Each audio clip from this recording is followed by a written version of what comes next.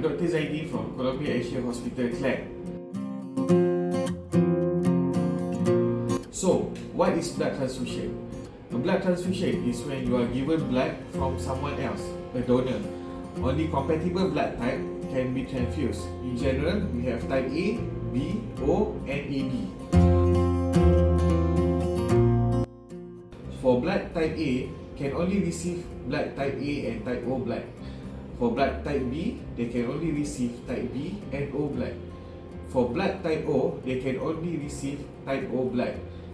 Blood type AB can receive all types of blood, A, B and O. And also AB is also called a universal receiver.